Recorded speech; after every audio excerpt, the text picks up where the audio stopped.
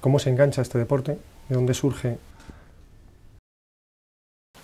Mira, yo he vivido en una ciudad donde el baloncesto era muy importante, que era Mestre. Mestre es una ciudad al lado de Venecia. Y Venecia y Mestre tienen una gran tradición de baloncesto, y mi profesor de educación física al colegio superior era el entrenador jefe del equipo de baloncesto de Venecia. Es decir, que todo el mundo jugaba baloncesto y era el deporte más importante de la ciudad. Y pues, Sí, eso es una suerte, porque, por ejemplo, tanto en Italia como en España, el deporte rey, digamos, que es el fútbol. Entonces, un poco, tú te enganchaste gracias a ese profesor de educación física. ¿Qué podríamos hacer nosotros aquí para enganchar a esos chavales que van al fútbol al final, atraerles hacia el baloncesto? ¿Qué les podemos dar diferente a otros deportes? Como entrenadores, como profesores de educación física. bueno, nosotros le podemos dar mucho, pero el fútbol, con el hecho que se juega abierto, con el césped y todo, tiene algo muy importante para los chicos. Yo creo que sería mucho más importante lo que pueden hacer los colegios. Y aquí en España, por ejemplo, hacen mucho más de lo que pasa en Italia, donde los colegios se desinteresan totalmente del deporte. Y creo que los colegios tienen un papel muy importante para que los chicos se enamoren del baloncesto. Sí, eso era otra pregunta, de parte además de Carlos Saiz de Aja, que es nuestro presidente, de Charlie.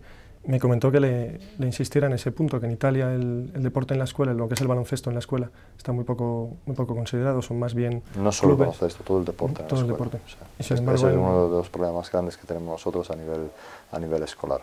Y sobre todo porque, por esta razón, los chicos van a intentar el deporte que es más cómodo no para ellos, sino para los padres, que lo deben llevar a jugar a algo, ¿no? Y lo que pasa es que muchas veces, cuando empiezan a tener 13, 14, 15 años, se dan cuenta que el deporte que han elegido no era el deporte adapto a ellos, y hay muchísimos casos de chicos que abandonan un deporte o que están frustrados, y a lo mejor hubiera sido mejores en otro deporte, ¿no?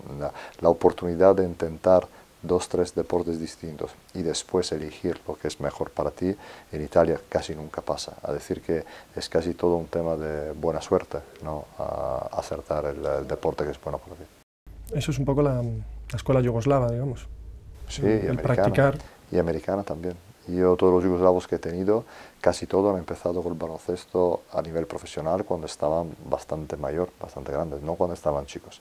En Italia hay mucha gente, además, que tiene miedo que el mini básquet, a pesar que tiene muchas cosas positivas, puede ser un factor desequilibrante, porque le mete demasiado baloncesto a chicos que son muy pequeños y que a lo mejor necesitaría aprender más de su cuerpo y de cómo portarse en una pista o en una cancha a través de distintos deportes.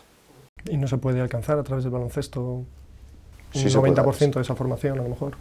bueno, sí se puede, pero si no hay la oportunidad de entrar en los colegios, en mi país es muy difícil, va a estar muy difícil. Aquí en España, ¿cómo haríamos?